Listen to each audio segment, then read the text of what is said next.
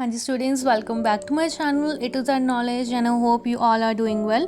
सो इस वीडियो में ਆਪਾਂ ਦੇਖਣ ਜਾ ਰਹੇ ਆਪਣੇ ਇੰਪੋਰਟੈਂਟ ਕੁਐਸਚਨ ਸਮਾਜਿਕ ਸਿੱਖਿਆ ਦੇ ਤੇ ਇਹਦੇ ਵਿੱਚ ਮੇਨਲੀ ਆਪਾਂ ਅਰਥ ਸ਼ਾਸਤਰ ਦੇ ਜੋ ਕੁਐਸਚਨਸ ਨੇ ਉਹ ਕਵਰ ਕਰਾਂਗੇ। ਤੇ ਇਸ ਤੋਂ ਪਹਿਲਾਂ ਮੈਂ 2 ਵੀਡੀਓ ਅਪਲੋਡ ਕਰ ਚੁੱਕੀ ਹਾਂ, ਇਹ ਆਪਣੀ ਵੀਡੀਓ ਦਾ 3rd ਪਾर्ट है। चलो स्टार्ट करते हैं अपने जो इकनॉमिक्स के क्वेश्चंस देखने। ठीक है, चलो क्वेश्चन नंबर 1 देख लेने। हाँ जी, की बोल रहे हैं, कहते who gave the definition of economics related to material welfare. ठीक है, अर्थशास्त्र की भौतिक कल्याण संबंधी परिभाषा किसने दी सी। ठीक है, जिस चीज़ की डेफिनेशन की गल करते पे हो मटीरियल वेलफेयर की। ठीक है राजी, तो अपने को देखो ऑप्शन है ऑप्शन अपने को है A Alfred Marshall, B Adam Smith, C Arthur, C पुंग, ठीक है, और डी है सैमुअलसन। ठीक है, तो इन्होंने 4 ऑप्शन जी ऑप्शन नंबर ए है वो अपनी करेक्ट है, और जो है कि अल्फ्रेड मार्शल। ठीक है, अल्फ्रेड मार्शल से जिन्होंने अपनों इकनॉमिक्स एक मटीरियल वेलफेयर की जो अपनी डेफिनेशन है परिभाषा है वो दी सी। ठीक है स्टूडेंट्स, हाँ जी, हुणे सैकेंड क्वेश्चन भी इसी तरह इस नाल ही रिलेटेड है। कहते अर्थशास्त्र की धन संबंधी, ठीक है, मनी रिलेटेड मॉनिटरी डेफिनेशन, ठीक है, इकनॉमिक्स अंदर किन्ने दी सीगी। हाँ जी, तो देखो ऑप्शन है same Alfred Marshall, Adam Smith, Arthur, Samuelson. तो जो ऑप्शन नंबर 3rd है, ठीक है ना, आर्थर, ये जो है अपना करेक्ट आंसर हो जाएगा। Option number C is the correct answer. चलो 3rd देख लेने। ये बहुत इंपॉर्टेंट एंड बेसिक क्वेश्चंस ने। वैसे प्रति व्यक्ति आमदन का फार्मूला, ठीक है, तो जो अपनी पर कैपिटा इनकम होंगी है, पर कैपिटल इनकम होंगी है, ठीक है ना, पर कैपिटल इनकम का मतलब होंगे पर परसन की इनकम। अगर आप पूरी कंट्री के देखिए, अगर आप अमेरिका की गल करिए, ठीक है ना, आप पूछे कि उधर दे एक परसन की जो आमदनी है, ठीक है ना, इनकम है कितनी है, और देखो मेनली आप क्यों फाइंड आउट करते हैं, ये आप फाइंड आउट करते हैं इसलिए ताकि आपको पता चले कि उस पर्टिकुलर कंट्री की कंडीशन की है। कहने का भाव है कि फॉर एग्जाम्पल इंडिया की आप गल कर लिए, ठीक है ना राजे, और अमेरिका की गल कर लिए। इंडिया की अगर पर परसन की जो कैपिटल इनकम है 100 रुपीज़ है, ठीक है ना, पर डे की कहने का हिसाब है, ठीक है, 100, और जो अमेरिका है वो 200 रुपीज़ है पर डे की। ठीक है ना राजे, तो अपन पता लग रहा है कि एक परसन अमेरिका का जो 200 रुपये एक दिन का कमा रहा है, तो असं इंडिया ही सेम 100 रुपीज़ कमा रहा है। तो इस तो पता चलता है कि जो अमेरिका वो ज़्यादा डेवलप्ड है, ज़्यादा विकसित है कि नालों भारत नालों। ठीक है राजे, तो हाँ जी, तो किद्दां फाइंड आउट करते हैं। देखो पूछते पे ने कुल आमदन बटा जनसंख्या, जनसंख्या बटा राष्ट्रीय आमदन, 3rd है राष्ट्रीय आमदन बटा कुल आमदन, एंड 4th है राष्ट्रीय आमदन बटा जनसंख्या। तो हाँ जी, की आएगा ऑप्शन नंबर डी जो है अपना करेक्ट हो जाएगा। राष्ट्रीय आमदन मतलब कि नैशनल इनकम जिन्होंने बोलते हैं आप, ठीक है, नैशनल इनकम डिवाइडेड करेंगे आप पॉपूलेशन के नाल। ठीक है राजे, कि करेंगे पॉपूलेशन के नाल राष्ट्रीय आमदन जो अपने पूरे कंट्री की नैशनल इनकम होंगी है, ठीक है, उन्होंने डिवाइड करेंगे टोटल जनसंख्या के नाल, अपने को पर कैपिटा इनकम जो है आ जाएगी। हाँ जी, तुसी एक वर्ड तुसी बहुत बार सुनिया होगा लिटरेसी। लिटरेसी सुनिया है, जिन्होंने आप बोलते हैं साक्षरता वर्ड है ना, आप बोलते हैं आप। तो ये मतलब होंगे कि पढ़ा लिखा कोई परसन, ठीक है ना, लेकिन वो प्रॉपर डेफिनेशन की है आप देखते हैं। हम देखो कहते बालक साक्षरता अडल्ट लिटरेसी रेट तो की भाव है। ऑप्शन नंबर ए देख लेने। कहते इस तो भाव उन्होंने लोगों की साक्षरता दर तो है, ठीक है, जिन्हों की उम्र 18 साल या उस तो बाद है। कहते वो परसन जो 18 साल के ने या तो उन्होंने तो वध ने। इत्थे साक्षरता तो भाव समझन पढ़न ते लिखण की योग्यता है, ठीक है ना, वो परसन जो 18 साल तो ज़्यादा ने तो की कर सकते हैं, पढ़ लिख सकते हैं, समझ सकते हैं कोई भी लैंग्वेज, ठीक है ना, किसी भी लैंग्वेज की गल कर रहे हैं, पंजाबी हिंदी जरूरी नहीं, इंग्लिश की गल कर रहे हैं कि उन्होंने इंग्लिश ही आनी चाहिए या उन्होंने मैथ आना चाहिए, नहीं, वो परसन जो 18 साल तो ऊपर है, ठीक है, वो पढ़ लिख सकता है तो लिखण की योग्यता है, पढ़न की, समझन की तो लिखण की। It refers to the literacy rate of people अब एज अबव 18, ठीक है। लिटरेसी है means the ability to understand and read and write, A option दिता हुआ है। बी देख लेने। इस तो भाव उन्होंने लोगों की साक्षरता दर तो है जिन्हों की उम्र की है 21 साल तो ज़्यादा है, ठीक है, ऊपर 18 साल दी हुई सी, इतने जिन्हें उन्होंने उम्र की नहीं है 21 साल तो ज़्यादा है, तो वो की कर सकते हैं, पढ़ लिख समझ सकते हैं, ठीक है ना।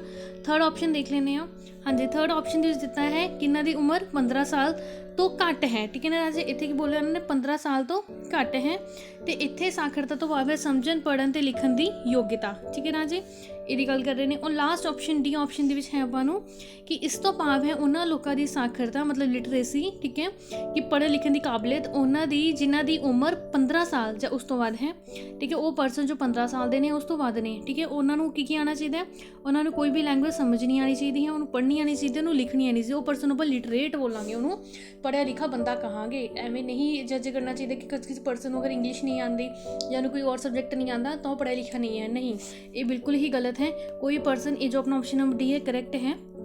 ठीक है राजे। कोई अगर तुहानूं पुछदा है कि लिटरेसी का मतलब की हुंदा है, साक्षरता का मतलब की हुंदा है, तुसीं आही आंसर देना है। वो व्यक्ति जिहड़ा 15 साल दा है या उस तो वध है, ठीक है, उसनूं की है, उन्होंने समझ, उन्होंने कोई लैंगुएज, कोई भी लैंगुएज होवे, उन्होंने समझ आ रही है, उन्होंने पढ़ पा रहा है लैंगुएज, तो उन्होंने लिख पा रहा है, ठीक है, उसकी एबिलिटी है, ताकि है वो की है लिटरेट पर्सन है, ठीक है, पढ़ा लिखा पर्सन है।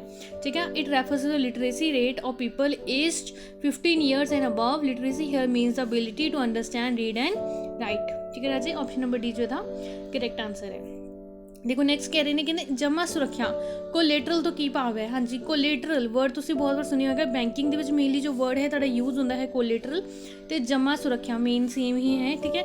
तो ये तो की भाव है, देखो इत्थे पहला ऑप्शन देख लेने। बैंक में जमा किए गए पैसे, money deposited in the bank, जिहड़े पैसे बैंक में जमा किए जाते हैं उन्होंने कोलेटर कहते हैं जी। नहीं, इन्हू कोलेटर नहीं बोलते। घर में जमा किए गए पैसे नहीं। ठीक है, ऑप्शन नंबर ए अपना करेक्ट है। हुण मैं तुहानूं समझानी कोलेटर हुंदा की है वजे। ठीक है, तुसीं की गए, तुसीं चले गए बैंक, तुसीं चले गए बैंक, तुसीं लैना सी लोन। ठीक है ना, क्योंकि तुसीं जाना कित्थे, कैनेडा जाना है। ठीक है, ज़्यादातर बच्चे का ही सुपना होंदा है।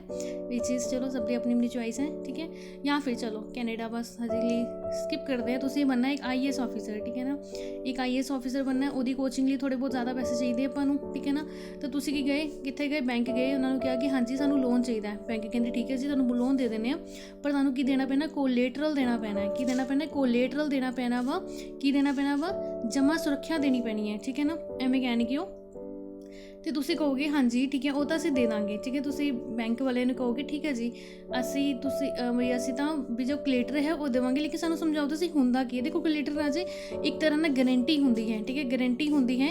तुसीं कोलेटर दे विच की दे सकदे हो, ज़मीन, इमारत, वाहन, पशु, बैंक। ठीक है, कुछ भी है। ठीक है ना, जमा सुरक्षा एक जायदाद है। जायदाद की खुद की साडी जायदाद है। कहने का भाव है, दोबारा मैं एक समझानी हाँ, फिर एक छोटी और एग्जाम्पल लेने हैं। तुसीं एक तुहाडा कोई फ्रेंड है, ठीक है ना, तुसीं उहदे तो की लैना वा, ਉਹ ਤੋਂ ਕੁਝ ਪੈਸੇ ਲੈਣੇ ਆ ਤੁਸੀਂ। ਠੀਕ ਹੈ ਨਾ, ਮਨੀ ਲੈਣੀ ਹੈ ਤੁਸੀਂ, ਉਹ ਤੋਂ ਮਨੀ ਲੈਣੀ ਹੈ।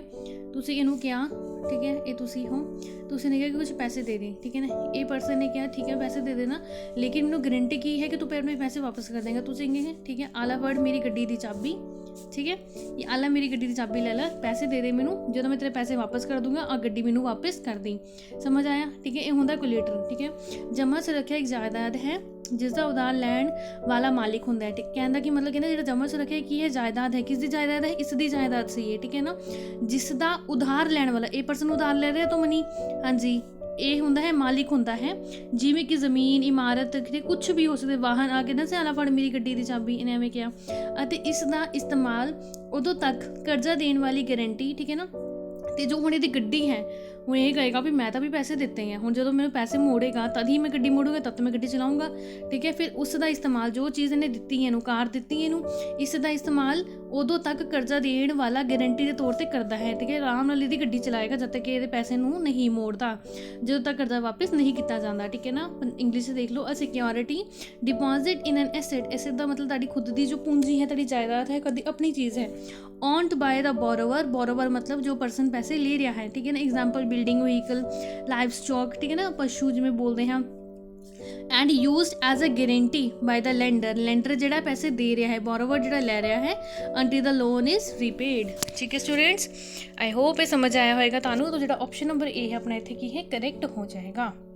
ठीक है, चलो नैक्सट देखते हैं क्वेश्चन नंबर 6। कहते सरकार दी मौद्रिक नीति का संबंध किस नाल है। What is the monetary policy of the government related to, government की जी मॉनिटरी पॉलिसी है किस चीज़ नाल रिलेट करती है। ठीक है, ऑप्शन देखो राजे, सरकार की आमदन के नाल, सरकार के खर्च के नाल, मुद्रा की मांग के पूर्ति के नाल, भुगतान पेमेंट के नाल। ठीक है राजे, ये तुहाडी बुक का ही क्वेश्चन है, तुसीं मैनूं दसना इसदा आंसर कॉमेंट सैक्शन के अंदर। ठीक है राजे, कॉमेंट बॉक्स के अंदर तुसीं मैनूं इसदा आंसर दसना है। ठीक है स्टूडेंट्स, हाँ जी, कि जो सरकार की मौद्रिक नीति है उसका किस चीज़ नाल संबंध है।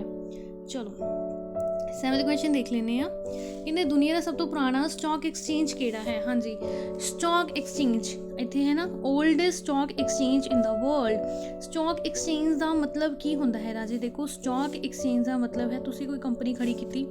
ठीक है, तुसी कोई कंपनी बना ली, हुण तुहाडी कंपनी ग्रो करेगी या तुहाडी कंपनी जो डुब जाएगी, वो किस चीज़ से डिपेंड करेगा, वो तुहाडी स्टॉक पर डिपेंड करेगा। ਠੀਕ ਹੈ ਨਾ। ਸਟਾਕ ਕੀ ਹੁੰਦੇ ਨੇ ਕਿ ਤੁਹਾਡੇ ਕੰਪਨੀ ਦਾ ਇੱਕ ਤਰ੍ਹਾਂ ਦਾ ਐਸੈਟ ਹੀ ਹੁੰਦਾ ਹੈ, ਠੀਕ ਹੈ, ਉਹਨੂੰ ਅਲੱਗ-ਅਲੱਗ ਨੰਬਰਾਂ ਦੇ ਵਿੱਚ ਵੰਡ ਦਿੰਦੇ ਨੇ, ਠੀਕ ਹੈ। ਤਾਂ ਕਹਿੰਦੇ ਜਿਹੜਾ ਸਟਾਕ ਐਕਸਚੇਂਜ ਹੈ ਵਰਲਡ ਦਾ, ਠੀਕ ਹੈ ਨਾ, ਕਿੱਥੇ ਹੈ, ਉਹ ਕਿਹੜਾ ਹੈ, ਠੀਕ ਹੈ। ਹੁਣ ਦੇਖ ਲੈਂਦੇ ਹਾਂ।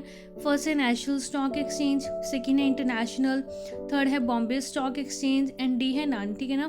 तो अपना जो ऑप्शन नंबर सी है Bombay stock exchange, that would be the correct answer, ठीक है ना। अपना जो बॉम्बे स्टॉक एक्सचेंज है वो की है सब तो पुराना है, ठीक है, बड़ा नहीं है, पुराना है, ठीक है ना जी। ऑप्शन नंबर सी जो अपना करेक्ट है बॉम्बे स्टॉक एक्सचेंज। हाँ जी, नैक्सट क्वेश्चन है अपना सेंसेक्स का पूरा नाम की है, ठीक है ना। तो ये फुल फॉर्म की है the stock in exchange sensitive index, हाँ जी।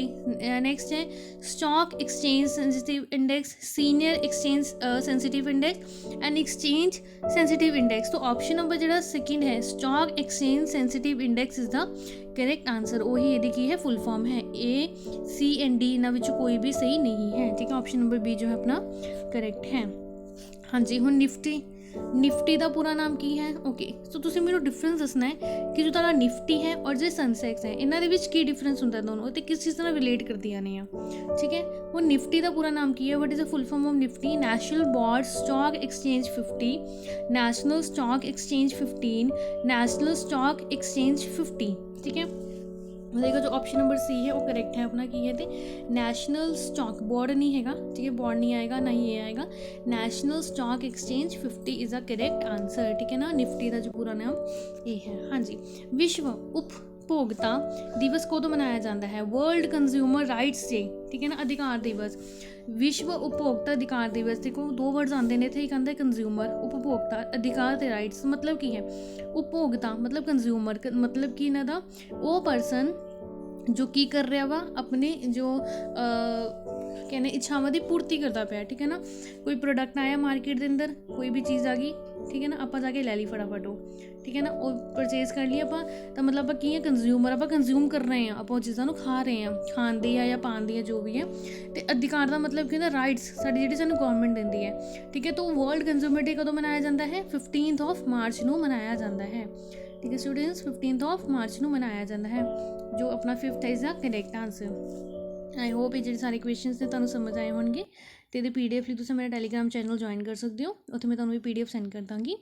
And thank you so much for watching. Please like, subscribe and share my channel and follow for more.